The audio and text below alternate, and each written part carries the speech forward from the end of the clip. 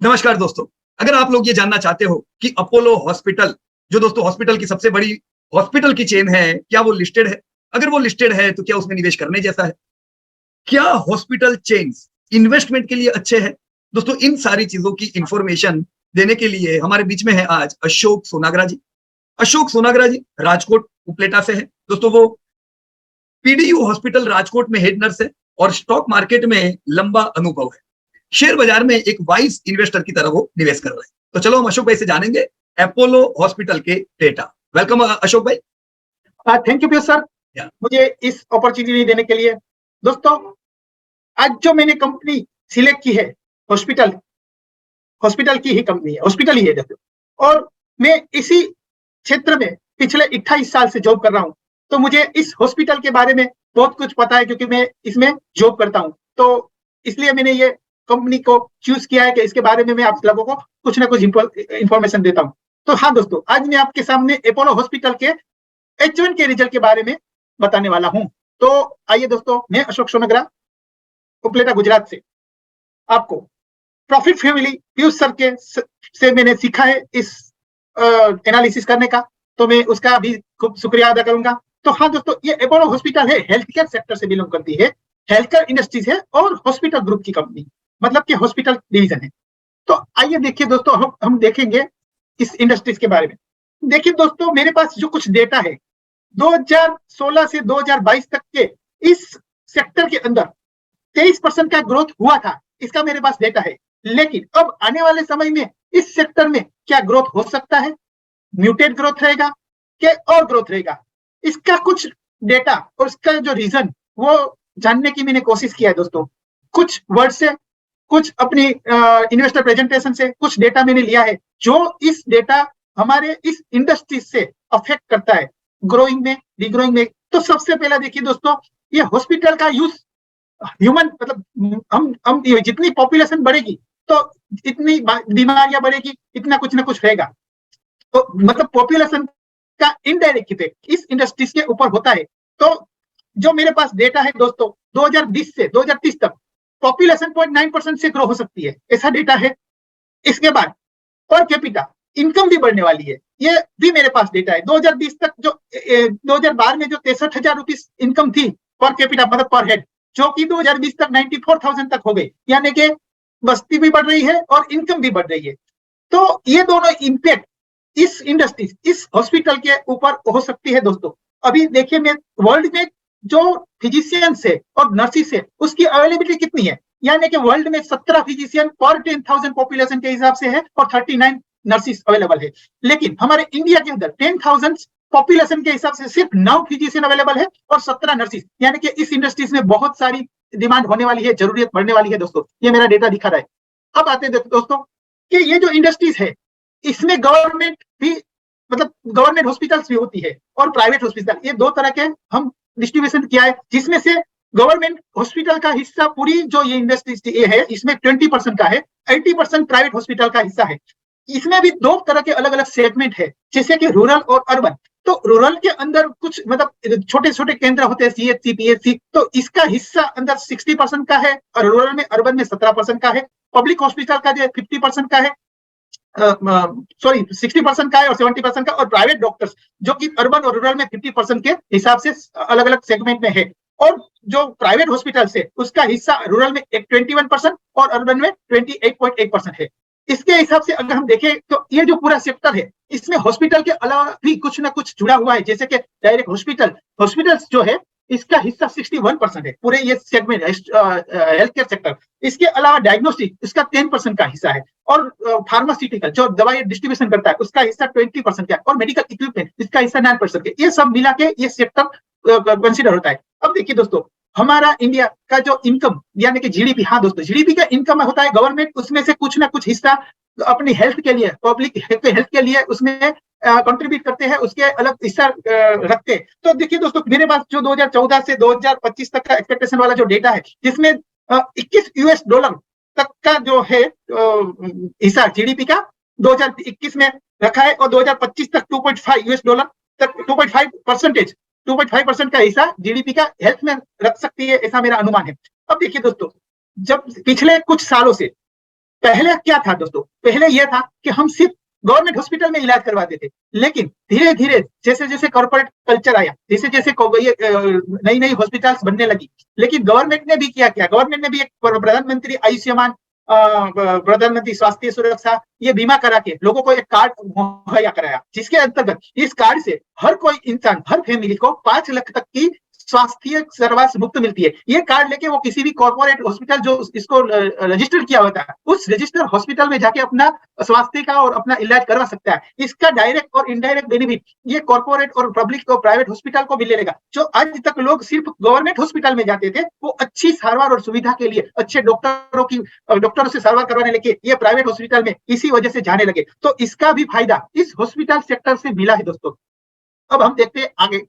तो देखिए दोस्तों, जैसे जैसे समय बढ़ता गया, हमें पता है कि पहले क्या था। सबसे पहले जो हॉस्पिटल की शुरुआत हुई, हमें पता है लास्ट प्रेजेंटेशन में मैंने बताया था कि यह हॉस्पिटल की शुरुआत सिर्फ वो जो युद्ध के अंदर जो जख्मी सोल्जर होते हैं उसकी सारवार करने के लिए मिलिट्री हॉस्पिटल की एक रचना की गई थी। लेकिन धीरे धीरे ये पब्लिक में भी बढ़ती गई और आज ये बड़ी वर्क्स बन के हम सामान्य से सामान्य तालुका और लोअर लेवल विलेज लेवल पे अब तो गवर्नमेंट ने सीएचओ की जैसी पोस्ट भी रखी की है, वो अपने घर पे आके आपको सारवार देती है। इस तरह की सर्विस बढ़ती गई है। तो जैसे जैसे रिवॉल्यूशन होता है, पॉपुलेशन बढ़ता है, गवर्नमेंट का इसी ये जो हेल्थ स्वास्थ्य के अंदर कुछ ना कुछ इंप्रूवमेंट होता है। तो इसमें ये जैसे मतलब पहले कुछ सर्जरियां बिना एनेस्थेसिया किया जाती थी, लेकिन अब अच्छे इंस्ट्रूमेंट आ गए। अब क्या हो गया, कुछ अपने एक हाथ की सर्जरी कर तो पूरे शरीर को हमें बेभान करने की जरूरत नहीं, उस हाथ को ही एनेस्थाइज करके हम इसका सर्जरी कर सकते हैं। यानी कि इस इंडस्ट्रीज में धीरे धीरे ग्रो हो रहा है। यानी कि इलेक्ट्रॉनिक हेल्थ रिकॉर्ड हो गया, मोबाइल एप्लीकेशन आ गई, रोबोटिक सर्जरी आ गई। इस तरह की इसमें भी एडवांस टेक्नोलॉजी। अभी पहले देखिए सिर्फ एक्सरे होता था, अब सोनोग्राफी, एमआरआई ऐसा कुछ मशीनरी आ गई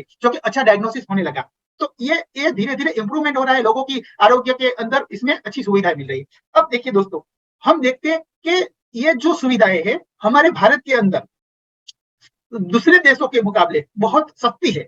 ये मेरे पास जो कुछ डेटा है, जैसे कि हार्ट सर्जरी अगर यूएसए में कराते हैं तो हमें $1 लाख का खर्चा करना पड़ता है। अगर यही सर्जरी उसको इंडिया करती है तो उसको सिर्फ $5,000 में उसको हो जाती है। इस तरह की अगर बोन मेरो सर्जरी है तो $2.5 लाख का खर्चा होता है, जबकि हमारे इंडिया में 30,000 का $US का खर्चा होता है। यानी कि दूसरे देश को लोग यहाँ सर्जरी कराने के लिए आते हैं क्योंकि यहाँ सर्जरी थोड़ी सस्ती है। तो इससे ये हमारा मेडिकल टूरिज्म बढ़ रहा है। हमारे दूसरे देश के लोग यहाँ हॉस्पिटलाइजेशन करवाने के लिए, सर्जरी करने के दूसरे सिर्फ ये मेडिकल सार्वर के लिए आते हैं। ये जो कुछ डेटा है, जैसे कि 10% अफ्रीका से आ रहा है हमारे ये इनफ्लो, साउथ एशिया से 64% और वेस्ट एशिया से 21%। और ये सेक्टर को देखते हुए देखो 2020 से 2022 तक कुछ फॉरेन इन्वेस्टरों ने भी इसमें अपना पैसा लगाया है। देखिए दोस्तों, उसमें क्या है कि ड्रग एंड फार्मास्यूटिकल में 16% का एफडीआई इन्वेस्टमेंट आया है, हॉस्पिटल के अंदर $6.73 का इन्वेस्टमेंट आया है, और मेडिकल एंड सर्जिकल अप्लायंसेस उसमें भी 2.12% का ये फॉरेन इन्वेस्टर को भी लगा कि भाई इसमें इन्वेस्ट करना चाहिए, तो इन लोगों का भी इनफ्लो आ रहा है।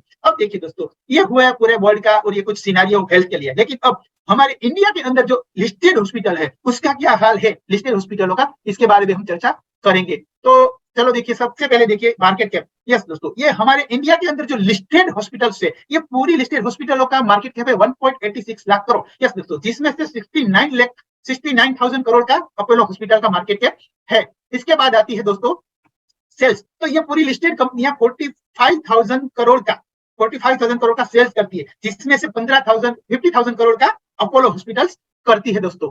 अब हम देखते हैं प्रॉफिट। ये पूरी जो लिस्टेड हॉस्पिटल है सब मिला के 4,200 करोड़ का प्रॉफिट करती है, जिसमें से 1100 करोड़ का अकेली अपोलो हॉस्पिटल्स ने किया है इस साल। अब हम देखिए दोस्तों, ये हुआ सेल्स और प्रॉफिट का। लेकिन कभी भी हम किसी भी इंडस्ट्रीज और किसी भी कंपनी में इन्वेस्ट करने से पहले हमें उसकी क्वालिटी भी देखनी चाहिए।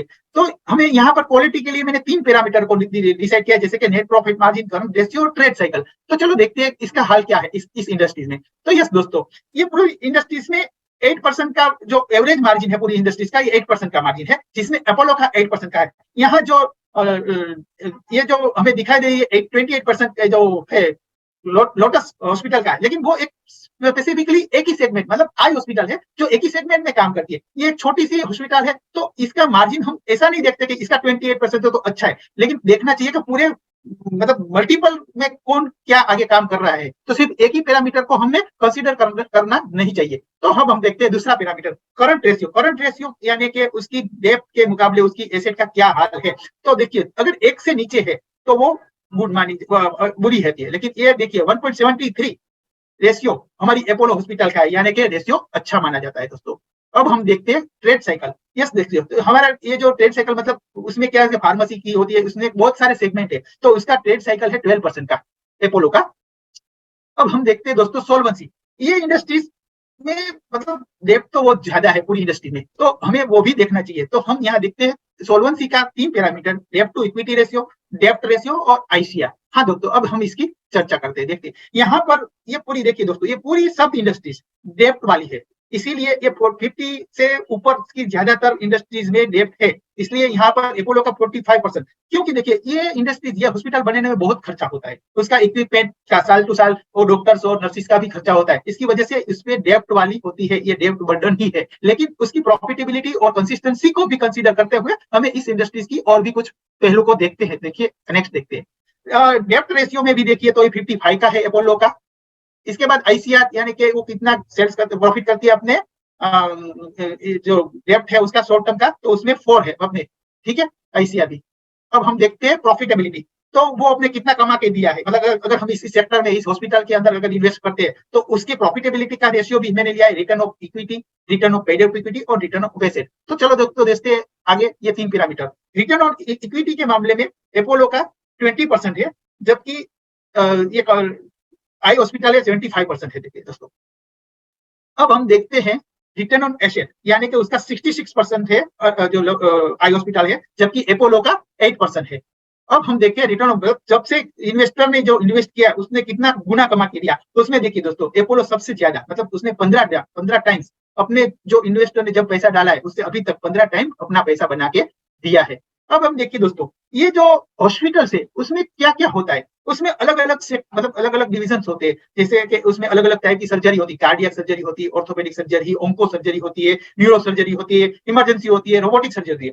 इसके अलावा भी दोस्तों ये सिर्फ हॉस्पिटल के सिवाय अलग अलग सेगमेंट में भी काम करती है, जैसे कि फार्मेसी में भी है, 24/7 मतलब ऑनलाइन जो एप्लीकेशन है उसमें भी ये काम करती है। तो अभी किसी भी हॉस्पिटल के अगर जैसे कि कंपनी है, अगर कोई चीज बेचती है तो हमें सेल्स देखता है, लेकिन इसकी इनकम को हम कैसे कंसीडर करते हैं, इसके लिए हमें देखना चाहिए कि किसी भी हॉस्पिटल इंडस्ट्रीज में इसकी इनकम को किस गिनने के लिए कौन सा पैरामीटर है। तो यस देखते हैं यहाँ पर बेड ऑक्यूपेंसी रेशियो, यानी कि उसकी बेड की जो कैपेसिटी है उसमें कितने गुना बेड भरी हुई होती है, मतलब ऑक्यूपाइड होती है। तो बेड ऑक्यूपेंसी रेशियो अभी तक जो पिछले साल है 63 है। अब देखिए उसका इंडोर, तो 460,000 पेशेंट एडमिशन इस साल हुए हैं इस हॉस्पिटल का। और ये देखिए एवरेज लेंथ ऑफ स्टे, मतलब कि पेशेंट अगर एक बार दाखिल हो जाता है तो वो कितने दिन तक रहता है। लेकिन जैसे जैसे यहाँ कंपनी ने बताया कि भाई हॉस्पिटल का जो ये रेशियो है एवरेज लेंथ ऑफ स्टे, वो धीरे धीरे कम हो जाता है। क्यों कम हो जाता है? पहले क्या होता था कि पहले दोस्तों ओपन सर्जरियां होती थी, ओपन सर्जरियों में उसको पेशेंट को 7 से 8 दिन तक एडमिशन करना पड़ता था। लेकिन अभी अभी वो एंडोस्कोपी वाली सर्जरी आ गई, उसमें से सिर्फ 2 छोटे होल्स में मतलब अपने साधन की वजह से अंडर विजन वो सर्जरी हो जाती है, तो दूसरे तीसरे दिन में उसको डिस्चार्ज किया जाता है। तो इसकी वजह से जो 2013 में 4.65 डे का जो उसका स्टेइंग था पेशेंट का एडमिशन का था, जो अब घटके 3.96 है। मतलब कि ये कंपनी ये कर रही है कि जैसे जैसे हॉस्पिटल की मतलब इक्विपमेंट अच्छे अच्छे डॉक्टर्स जो क्वालिफाइड डॉक्टर है उसकी एफिशिएंसी की वजह से ये जो रेशियो है कम हो जाता है, कम हो रहा है। ये एक अच्छी बात है हमारे लिए जो इसमें सारवार लेने जाते हैं इसके लिए। तो ये रेशियो धीरे धीरे इसलिए कम हो रहा है। और अब देखिए ARPOB यानी कि एवरेज रेवेन्यू पर ऑक्यूपाइड बेड, तो वो अपनी जो रिजर्व मतलब जो भरी हुई होती है बेड जो ऑक्यूपाइड होती है उससे वो कितना पैसा कमाती है पर डे के हिसाब से। तो पहले 2013 में 21,000 तक का रुपीस उसको पर डे ऑक्यूपाइड बेड से आता था, जो कि आज बढ़ते बढ़ते 45,000 रुपीस मिल रहा है। तो ये एक अच्छी बात है दोस्तों। तो इस तरह की ये रेशियो से हमें पता चलता है कि ये हॉस्पिटल के। अब देखिए दोस्तों ये जो रेशियो और सब देखा, इससे अब हम हिस्टोरिकल में जाते हैं। हिस्ट्री में क्या क्या 1998 में 90 करोड़ का सेल्स करती थी, जो आज अभी 14,600 करोड़ का सेल्स कर रही है। यानी कि उसने इतने सालों में 163 टाइम्स सेल्स में इजाफा किया है और 24% के CAGR से उसमें बढ़ोतरी हुई है। प्रॉफिट के मामले में देखिए दोस्तों 9 करोड़ का जो प्रॉफिट कर रही थी वो अभी 1100 करोड़ का प्रॉफिट कर रही है। यानी कि उस प्रॉफिट में भी 130 टाइम्स इजाफा हुआ है और 22% के CAGR से इजाफा हुआ है। देखिए दोस्तों ये जो इंडस्ट्रीज है उसमें बहुत कुछ उतार चढ़ाव आते हैं, तो उसकी प्रॉफिटेबिलिटी भी कंसिस्टेंस नहीं है, ऊपर नीचे होती है। जैसे देखिए इसने 1 2 3 4 5 अपने इस सालों की रिकॉर्ड में 5 बार अपने अगले ईयर के प्रॉफिट से घटा है, मतलब माइनस तो कभी भी नहीं गया। ये एक अच्छी कंपनी की, अच्छी हॉस्पिटल, अच्छी इंडस्ट्रीज की निशानी है। हाँ, घटा जरूर है, लेकिन माइनस एक बार भी नहीं गया है। अब इसी हिसाब से प्रॉफिट और देखते हैं, तो मार्जिन 57 करोड़ का जो रिजर्व था 98 में, जो बढ़ के अभी 55,000 करोड़ का रिजर्व हो गया है दोस्तों। अब हम देखते हैं ये हॉस्पिटल के अलावा भी कुछ अलग अलग सेगमेंट में काम करती है, जैसे कि वो हॉस्पिटल यानी कि डायरेक्टली पेशेंट केयर के करती है, इसके अलावा फार्मेसी डिस्ट्रीब्यूशन, और एक दूसरा इसका एक सेगमेंट था 24/7, यानी कि ये वो सेगमेंट है जिसमें आप कॉल करके अपना कुछ जो दर्द है ये बता सकती है, या ऑनलाइन सर्विस मिलती है। वो सेगमेंट को उसने मर्ज कर दिया है। ये मर्ज करने के लिए उसको नाम दिया डिजिटल हेल्थ फार्मेसी डिस्ट्रीब्यूशन, ये कर दिया उस लोगों ने।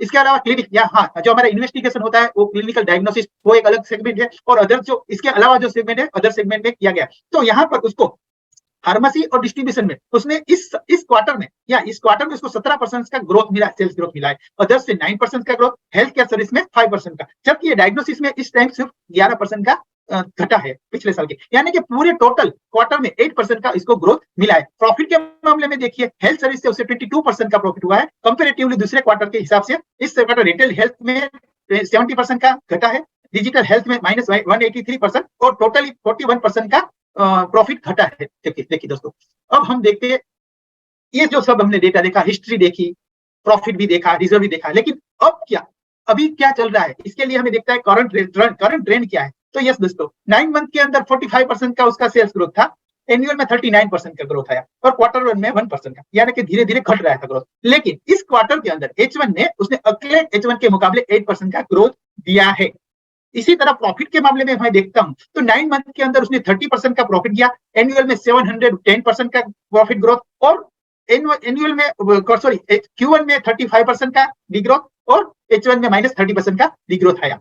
ये कंपेरेटिव मार्जिन देखते हैं, तो मार्जिन में उसने 9 मंथ में 9% का दिया, एनुअल में भी 8% का, और Q1 में 9% का। लेकिन इस साल मार्जिन थोड़ा घटे, 7% से मार्जिन आया। और ये सब के हिसाब से अगर हमें ईपीएस को देखूं, तो 67 रुपीज का ईपीएस था 9 मंथ के अंदर, एनुअल में 22 रुपीज, क्वार्टर वन में भी 22, जो कि H1 में अभी 36, मतलब कि पिछले क्वार्टर के मुकाबले इस क्वार्टर में थोड़ा इजाफा हुआ है, ये हम मान सकते हैं, अच्छा है, ये मान सकते हैं। देखिए दोस्तों, तो इसके हिसाब से अगर ये क्यों हुआ है, अब मैं इसका एक्सपेंस के बारे में भी यहाँ चर्चा करता हूँ। तो यहाँ पर मुझे मटेरियल कॉस्ट में 22% का डिग्रोथ हुआ, मतलब घटा है। परचेस इन स्टॉक में 20% का इजाफा हुआ है, और चेंज इन इन्वेंट्री 35% घटी हुई है। एम्प्लॉइज बेनिफिट में 10% का इजाफा हुआ है, फाइनेंस 2% घटा हुआ है, डेप्रिसिएशन 6% का, और अदर एक्सपेंसेस में 25%। मतलब ये पूरा जो एक्सपेंसेस को मिला के देखा जाए, तो इस साल क्वार्टर टू क्वार्टर 10% का इजाफा हुआ है उसके एक्सपेंस के अंदर। ये सब डेटा को देखने के बाद दोस्तों, अब मैं आता हूं एस्टिमेट के नतीजे पर, कि आने वाले 2023 और 30 और 35, मतलब आने वाले समय में उसका सेल्स ग्रोथ क्या रह सकता है। अगर शॉर्ट टर्म में मैं 10% का सेल्स ग्रोथ रखता हूं, तो मैं 16,000 करोड़ का सेल्स 2023 में उम्मीद करता हूं। और अगर मैं लॉन्ग टर्म में अगर मैं 70% का सेल्स ग्रोथ की उम्मीद करता हूं दोस्तों, तो 48,000 करोड़ का, और 2035 में 97,000 करोड़ का सेल्स की उम्मीद करता हूं। इसी तरह प्रॉफिट के मामले में अगर मैं देखूं दोस्तों, अगर मैं 2% का प्रॉफिट, क्योंकि पिछले दो क्वार्टर वन और क्वार्टर टू से प्रॉफिट थोड़ा घट रहा है, इसको कंसीडर करके मैंने थोड़ा कंजर्वेटिव है कि इसमें सिर्फ 2% के प्रॉफिट की उम्मीद रखी है। इसके हिसाब से अगर 2023 में मैं 1100 करोड़ का प्रॉफिट में रखता हूं, और 2030 में मैं 3,300 करोड़ का प्रॉफिट, और आने वाले 2035 तक वही प्रॉफिट 6,800 करोड़ का रह सकता है, ये मेरा अनुमान है। अब देखिए दोस्तों, ईपीएस क्या हो सकता है 2023 में, मेरे हिसाब से ईपीएस 75 रह सकता है, 30 में 225, और 2035 में 452 का ईपीएस रख के मैं मान सकता हूँ। ये सब डेटा को देखते हुए अगर इसकी फेयर वैल्यू कितनी होनी चाहिए, तो ये मैंने फेयर वैल्यू निकाली है दोस्तों। 2023 तक उसकी फेयर वैल्यू 4,000 तक होनी चाहिए, और 2030 तक 12,000 यस 12,000 होनी चाहिए, और 2033 तक 24,600 तक हो सकती है, ऐसा मेरा अनुमान है दोस्तों। अब मैं देखता हूँ आगे, ये देखा है मैंने फंडामेंटल मतलब डेटा के हिसाब से, लेकिन अब मैं टेक्निकल के हिसाब से अगर दिखाऊं दोस्तों, कि जैसे कि मैं हमें पता था दोस्तों, पहले ये मतलब फार्मा सेक्टर कितने सालों से डिग्रोथ करता था, लेकिन कोविड के बाद उसमें जबरदस्त इजाफा आया। लेकिन पिछले 3-4 क्वार्टरों से, जो यहाँ में मुझे कैंडल दिख रही है, एक एक कैंडल 3 महीने यानी कि एक एक क्वार्टर की, तो ये पिछले 4-5 क्वार्टरों से उसमें म्यूटेड, मतलब थोड़ा प्रॉफिट बुकिंग जैसे बोलते हैं, इसमें डिग्रोथ आया, क्योंकि जो जो इस इंडस्ट्रीज को सबसे ज्यादा मतलब सेल्स मिला था, जो इनका जो इनफ्लो मिला था, जो पेशेंटों का मिला था, वो कोविड की वजह से। तो इसकी वजह से पिछले कोविड के बाद 2 साल तक बहुत जबरदस्त ग्रोथ आया, लेकिन इसके बाद इसके अंदर थोड़ा म्यूटेट हो गया क्योंकि कोविड का केस घट गया है। तो इसकी डायरेक्ट और इनडायरेक्ट इम्पैक्ट हमें ये हेल्थ केयर के जो इंडेक्स है उसमें भी दिखाई दे रही है, और इसी सेम इंडिकेशन मेरे अपोलो की जो 2 क्वार्टर देखिए, ये पिछले 2 क्वार्टर के पहले 2 क्वार्टर में घट रहा था, लेकिन जैसे देखिए दोस्तों, मैंने बताया ना कि 9 मंथ में भी घट कर आया था, लेकिन Q1 और H1 में जो अभी 8% का इजाफा आया है, उसको दूसरे सेगमेंट से आ रहा है। सिर्फ इसमें क्या है कि उसने अलग अलग सेगमेंट 24/7 उसने अमेजोन के साथ अपना एक कोलैबोरेशन किया है, डायरेक्ट फार्मर मतलब होम टू होम डिलीवरी करके, तो उसको अभी ये पर डे 1200 से 1400 तक का पर डे इंक्वायरी आ रही है और उसका हो रहा है। तो इस तरह का जो अलग अलग सेगमेंट में जो काम कर रही है अपोलो हॉस्पिटल, पूरी हेल्थ हॉस्पिटल इंडस्ट्रीज में, सिर्फ मतलब ये हॉस्पिटल के अलावा जो कुछ चीजों के बारे में बात कर रही है, मतलब उसमें जो काम कर रही है, इसकी वजह से उसकी सेल्स में बढ़ोतरी हो रही है और डायरेक्ट इनडायरेक्ट इम्पैक्ट उसमें आ रहा है। तो ये इसका इम्पैक्ट हमें उसके प्राइस के इस पर दिख रहा है। तो ये सब डेटा को देखते हुए, टेक्निकल चार्ट को देखते हुए, मैंने अगर ये कोई भी कारण सर 3600 और 4600 के बीच में आता है, तो डेफिनेटली हम यहाँ पर ले सकते हैं, और 6300 और 6900 के आसपास हम 5% प्रॉफिट बुक कर सकते हैं। लेकिन दोस्तों देखिए, ये इंडस्ट्रीज मतलब अफेक्टेड तो है, मतलब इसमें ग्रोथ तो है, लेकिन इसमें कंसिस्टेंसी नहीं है जितनी हम दूसरी कंसिस्टेंसी जैसे कि आईटी में दिख रहे हैं कुछ। तो इस तरह की कंसिस्टेंसी को अगर हमें इन्वेस्ट करना भी है, तो मैं सिर्फ यहाँ 0.5% के फोलियो को एलोकेशन करने की सिफारिश करता हूं कि भाई ऐसा करना चाहिए, इससे ज्यादा हम इसमें निवेश नहीं करना चाहिए। तो देखिए दोस्तों, ये जो मेरा प्रॉपरली प्रेजेंटेशन है, ये ओनली फॉर क्वालिटी और एजुकेशन पर्पज के लिए है, ताकि कोई टिप्स और लेने और बेचने की एडवाइसेबल है। तो ये मेरा पूरी हेल्थ इंडस्ट्रीज और हॉस्पिटल इंडस्ट्रीज के बारे में जो मेरा प्रोडक्ट और खास करके अपोलो हॉस्पिटल के बारे में प्रेजेंटेशन था, मैं आपने सामने किया। अगर आपको कोई इसके रिलेटेड क्वेरी है कि भाई ये सेक्टर कैसा है, आने वाले समय में क्या है, कोई भी सवाल है, तो आप डेफिनेटली कमेंट बॉक्स में लिख सकते हो। मैं डेफिनेटली आपका कोई भी क्वेरी का कोई भी उलझन है उसका सॉल्यूशन करने का डेफिनेटली प्रयत्न करता हूँ। तो थैंक यू, मैं पीयूष सर से हैंड ओवर करता हूँ। Thank you sir. भाई अशोक भाई, और मुझे पूरी उम्मीद है आप लोगों ने जब ये डेटा पूरा देखा अशोक भाई के साथ, तो कुछ चीजें आपको क्लेरिफाई हुई होंगी कि यस, ग्रोथ हम हॉस्पिटल इंडस्ट्री में लॉन्ग टर्म में उम्मीद करेंगे। हाल है कि इस साल हेल्थ केयर इंडस्ट्री ग्रोथ में नहीं है, तो अगर मैं हेल्थ केयर में पैसा लगा रहा हूं, लॉन्ग टर्म में ग्रोथ रखे, पर इस साल इतना ग्रोथ की उम्मीद ना रखे। वो भी आपको इन्होंने अपने करंट ट्रेंड में बताया, ये साल थोड़ी अफेक्टेड है हेल्थ केयर इंडस्ट्री, राइट। दूसरा, ग्रोथ उम्मीद करते हैं हम लॉन्ग टर्म में अच्छा, पर क्वालिटी पैरामीटर में भी सब हॉस्पिटल इसमें से खड़े नहीं उतरते। तो इसका मतलब कि ग्रोथ मिलेगा लेकिन क्वालिटी में कॉम्प्रोमाइज करके, तो हम बहुत बड़ा वेटेज इसमें नहीं डाल सकते, बराबर कि नहीं ना। आपका डेप पे और लीज हॉस्पिटल पे अशोक भाई, डेप के साथ लीज की भी बड़ी लायबिलिटी होती हाँ सर, बिल्कुल है ना, लॉन्ग लीज पे लेते हैं ये लोग। सर बहुत खर्चे होते हैं उसमें। हाँ, पेशेंट आए कि ना आए, उसको तो खर्चे पड़े, देख रहे बायो वेस्ट का भी एक्सपेंस, मतलब वो स्टाफ का, और मेंटेन करना, मेंटेनेंस एक्सपेंसेस बहुत ज्यादा होते हैं हॉस्पिटल, क्योंकि सर मैं पूरे 28 ईयर से ये सेक्टर में हूँ, तो मुझे पता है कौन से इसमें खर्चे आते हैं। इसलिए तो सीधी बात है कि कॉस्ट वाइज मतलब जो इन पे होता है, हम क्वालिटी में ये नहीं कह सकते कि नहीं जितना धंधा होगा उतने ही प्रॉफिट बढ़ेंगे, वो नहीं रख सकते, तो थोड़ा वेटेज इसके लिए कम रखना पड़ेगा। लेकिन अगर इस सेगमेंट में जाना है तो अपोलो इसलिए मैं प्रीफर करता हूँ क्योंकि उसका सिर्फ हॉस्पिटल के अलावा भी बहुत सारे बिजनेस है, जैसे कि फार्मा है, फिर क्लिनिकल है, और अभी जो उसने नया जो किया है 24/7, मतलब इसमें क्या है सर कि हमारे पास टाइम नहीं होता कि हम डॉक्टर के पास जाए और अपना निदान कराए, लेकिन उसने जो ये ऐप बनाई है उसके जरिए हम सिर्फ एक कॉल करते हैं तो सामने से आपको वो कंसल्ट डॉक्टर मिल जाता है। तो आप अपना बताता है कि भाई मेरे में ये हो रहा है, तो डायरेक्टली वो डॉक्टर आपको वो बता देता है ट्रीटमेंट, और वो ट्रीटमेंट आप उसी से मतलब फार्मेसी से ही मतलब ऑर्डर करके आपके घर पे आ जाती है। तो छोटी मोटी बीमारियां हैं वो इस ऐप से हो जाती है। तो उससे क्या होता है सर कि जो हॉस्पिटल तक जो दर्दी नहीं जा रहा है, लेकिन इस जो 24/7 का यूज करके उसका इनफ्लो जो कंपनी का मतलब अपोलो हॉस्पिटल का जो चेन है उसका इनफ्लो बढ़ रहा है धीरे धीरे। ये छोटे छोटे गांव तक सब वो अपना वो बढ़ा रहे। जो इन्वेस्टर प्रेजेंटेशन जब कॉल कॉन्फ्रेंस होता है उसमें उसने बताया था कि आने वाले टाइम में ये हॉस्पिटल भी अभी 1000 बेड तक की बढ़ाने वाले हैं, गुड़गांव में, बेंगलोर में कुछ 220, मतलब किसी को भी अगर इसमें इन्वेस्ट करना चाहिए तो मैंने पहले भी बताया था कि कॉन्फ्रेंस कॉल प्रेजेंट करना ही चाहिए हमें, क्योंकि वहाँ बराबर है, बहुत अच्छी अच्छी बातें मिलती है बराबर। जो मैंने इसमें देखी। सर 1 कलाक का है लेकिन वो अच्छा कुछ ना कुछ बहुत बड़े बड़े पॉइंट्स इसमें से मिलते हैं हमें। राइट, सही बात है। और अभी जैसे 5G जब लॉन्च हुआ उसमें भी यही सब चीजों का डिटेल में बात हुआ था। 5G को लॉन्चिंग के समय भी ये हॉस्पिटल में कैसे काम लगने वाला है, कितने और देखिए एफिशिएंसी सर रहेगी। अभी जो ये रोबोटिक सर्जरी आ रही है ना, वो उससे क्या फायदा होगा। देखिए सर, अगर एक्सपर्ट सर्जन बेंगलोर में है वो सभी जगह नहीं जा सकते, लेकिन ये अपोलो हॉस्पिटल जिसकी ब्रांच है, जिसकी अगर एक अहमदाबाद में है, एक बॉम्बे में है, बेंगलोर में, तो वो रोबोटिक सर्जरी लगा सकती है। तो क्या होता है सर इसमें कि जो बेंगलोर एक्सपर्ट बैठा है वो वहां बैठ के यहाँ की सर्जरी पेशेंट में कर सकते हैं। तो ये बेनिफिट ये इसी कॉर्पोरेट हॉस्पिटल में मिल सकती है। तो आने वाली जो बहुत बड़ी मतलब जैसे कि कॉम्प्लिकेटेड सर्जरियां होती है तो इसका डायरेक्ट इनडायरेक्ट बेनिफिट इस हॉस्पिटल को मिल सकता है। मिल सकता है, इस तरह का इसमें रेवेन्यू ग्रोथ हो सकता है। बराबर है। और ये सब जो बातें ये इमर्जिंग बातें हैं, मतलब आने वाले समय की है। तो आने वाले समय में हम मानते हैं अच्छा रहेगा, पर ये लोग अभी भी फार्मेसी में जबरदस्त काम, मतलब कोई भी और मेरे को फार्मेसी में ब्रांड बताओ जो इतनी सक्सेसफुल है पूरे भारत भर में, और इनको 50% धंधा फार्मेसी से आ रहा है। तो ये और एक्सपांड होगी, मतलब ये लोग अच्छा कर रहे हैं, उसमें कोई डाउट नहीं है। ग्रोथ मिलेगा पर क्वालिटी में कॉम्प्रोमाइज है। तो हम इसमें 1% या जो आपने अशोक भाई बताया 0.5% मान के इसमें इन्वेस्ट कर सकते, बराबर, ज्यादा इन्वेस्ट नहीं करना है। Right, great. तो मुझे पूरी उम्मीद है सब लोगों को प्रॉपर इंफॉर्मेशन मिली, राइट। और इसी के साथ दोस्तों अगर कोई भी क्वेरी हो definitely you can note down in your chat box. तो अशोक भाई का भी बहुत बहुत शुक्रिया, thank you very much and best of luck to everybody. Jai Hind दोस्तों।